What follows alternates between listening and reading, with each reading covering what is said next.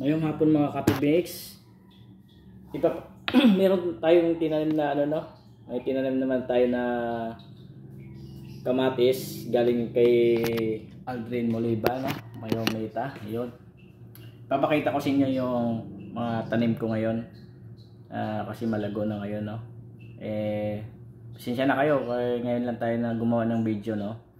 At napaka-visit natin nung nakarang araw, kaya hindi tayo naka-upload. Pasensya na po sa mga nag-aabang sa mga video natin no. Yun.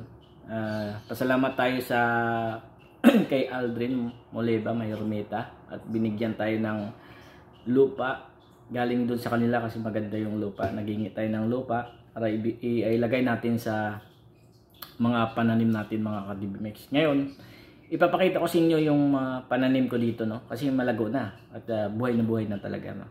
Ayan, maraming salamat para sa iyo at kahit paano, kahit mabigat no, dinala mo pa rin yung hinihingi ko sa iyo at ayan, maraming salamat po. Yun, suportahan natin si Aldrin Moliba Mayometa. Puntahan niyo yung Facebook page niya, Aldrin Mayometa. Yun, napakabait na isang kaibigan din natin, katulad din natin no. Yun. Ayun, lalabas na tayo. Papakita ko sa inyo yung mga pananim ko no. Yun. Alright. Yun. Dito na tayo sa labas no. Yan. Ang una ko ipakita sa inyo yung kanina yung tinanim natin na kamatis no. Binigyan tayo ni Aldrin Mayometa ng ng lupa. Ayan no. Ito na oh. Kanina puno to eh. Kaya nilagay ko na sa mga pananim ko no. Ayan, yung kamatis no. Ayan, awas sa Panginoon. Awas sa Panginoon na mabubuhay din yan mga Katibix kahit paano no. Kasi yung dati nung binigay ni Aldrin na kamatis din no, tsaka tanglad. Yun na hindi na hindi na buhay. Kasi parang siguro sa sobrang hindi maganda yung lupa no. Ito yung lupa ngayon dinala na sa akin no. Yun no. Yun. Grabe. Kahit mabigat no. Dinalhan tayo talaga ni Aldrin no. Napakabait talaga. Yun, salamat tol at sa mga binigay mo sa akin no. Yun. Papakita ko na sa inyo yung mga pananim ko dito no. Yun. Una-una ipapakita ko sa inyo mga kangkong no. Yun. Ayan yun ang kangkong natin no, galing kay Aldrin no. Yun, mamalago na. Pwede na natin harvestin sa sunod na buwan no. Yan, ito bago natin tanim no. Yung alugbati no. Ayun. Buhay na siya oh. Yun. Yun luya natin. Yun. Kanina yung lupa no, ito sinali na natin dito kasi parang hindi maganda yung lupa no. Galing to kay Aldrin no. Ayan, yung mga lupa no. Yan.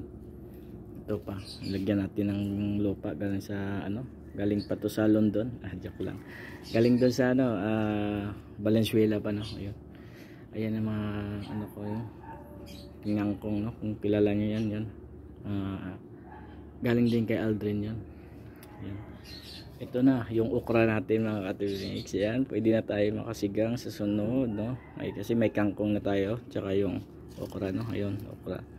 Ayan, mga siguro mga 2 weeks siguro mga may bunga na yan no. Yun. Tatlo yan mga Katibix yan. Ay sa baba yan mga siling labuyo yan. Ayan.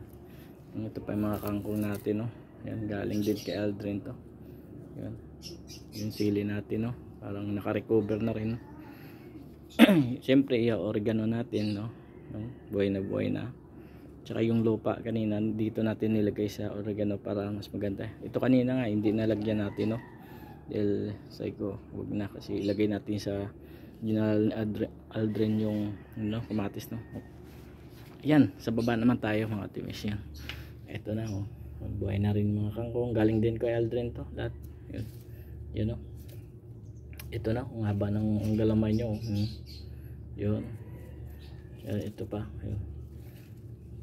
Napakarami na yung mga natin, mga pananim. Ayan, mga pananim natin yan. So yun. Ito ayan. Bilang araw mapakanabangan din natin yan. At hindi na tayo bibili sa yung bibili sa palengke. Alam naman natin napakamahal yung mga gulay ng mga Katibix yan. Yun sinabod ko na pinanla ko na siling labuyo. Ayun, ang dami na. Marami na tayo mga tanim na sili labuyo. Wala na problema sa mga sili labuyo. Alam mo, 300 kilo ng labuyo. Yun, yan, mga sili yan mga katimis. Alright, yun. Nakita nyo naman yung mga katimis, no? Ayun na. Ayan mga katimis, no? Napakita ko sa inyo yung mga pananim natin, no? At sa wakas na successful din yung pananim natin, nabubuhay sa awa ng Panginoon, na lumago na rin yung pananim natin. Siguro mga 2 weeks at mga 1 month siguro pwede na natin harvestin yan, no? Pwede na tayo maggulay-gulay, no? Siyempre pang gulay-gulang lang ba? Siyempre mahilig talaga ako sa mga gulay, sa magluluto ng mga sinigang, no? Kaya on kahit dyan lang sa nagtanim talaga tayo para kahit paano hindi na tayo bibili sa palengke. Alam na natin napakamahal talaga mga tibigs, no? Yan, huwag lang tayo sumuko sa mga mga pagsubok, no? Kasama talaga sa buhay yan mga katimis. Huwag tayo susuko hanggang hindi natin maabot yung mga pangarap natin. Bilang araw yung mga ginagawa natin, mapakinabangan din natin to mga katimis.